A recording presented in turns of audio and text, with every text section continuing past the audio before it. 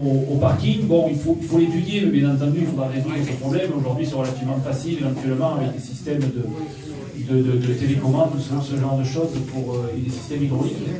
Et tu soulèves un point important, donc c'est vrai dans ce cas-là, mais c'est vrai dans plein d'autres. Aujourd'hui, on est dans une nation, des collectivités qui font que chacun travaille dans son coin. Il va falloir être habitué à travailler tous ensemble. Vous verrez dans le programme qu'on distribue, on dit que la communauté de communes et la commune de Beaucaire doivent être ensemble, travailler ensemble, en harmonie. Et même, je vais plus loin, c'est vrai aussi avec les autres villages, mais Beaucaire est la ville phare de l'intercommunalité. Donc il faut que les services de la ville et de l'intercommunalité soient complètement poreux et coopèrent en parfaite harmonie pour faire des économies d'échelle et pour éviter des doublons comme ceux que tu évoques. Parce qu'aujourd'hui, c'est en partie la collectivité avec l'aide de l'État qui finance donc les hôpitaux. Et si ces véhicules ne sont utilisés que 20-30% du temps, c'est pas la peine d'en acheter d'autres. Il faut passer une convention donc, avec les hôpitaux pour pouvoir utiliser ces véhicules plutôt que de doubler les investissements. Je le disais aussi dans le domaine, par exemple, de la pratique sportive.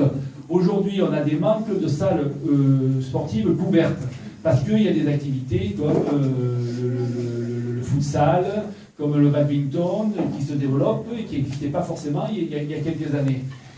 Plutôt que d'aller construire de nouvelles salles, donc de bouffer encore de l'espace, de gaspiller de l'énergie, enfin, de consommer de l'énergie pour chauffer ces salles, de créer encore tout un tas de nuisances autour de ces salles, pourquoi ne pas utiliser les gymnases qui existent dans les collèges et de mutualiser, et que le soir, moi ce soir j'étais à Tarascon pour amener un jeune qui joue au foot à Tarascon, et le gymnase du lycée, il sert au club de la ville le soir.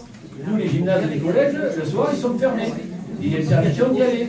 Donc c'est vrai pour le collège Vigne, mais aujourd'hui, il y a un gymnase qui est très très grand donc, à Saint-Félix, et je propose demain qu'on aide Saint-Félix pour réaménager ce gymnase, que la collectivité investisse, en contrepartie de quoi on pourra utiliser le soir pour les clubs sportifs de la ville, comme grande salle éventuellement, parce qu'il nous manque une salle d'importance pour venir suppléer le casino.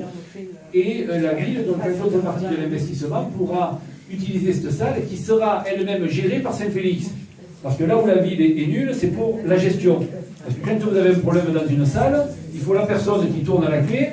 Quand il y a un interrupteur qui baisse, il faut appeler la personne qui est agréée pour relever l'interrupteur, et c'est un niveau de compétence qui est toujours super important. Quand la personne reste jusqu'à 3 h du matin, ça coûte le double ou le triple. Donc la collectivité n'est pas habituée à gérer ce type d'établissement.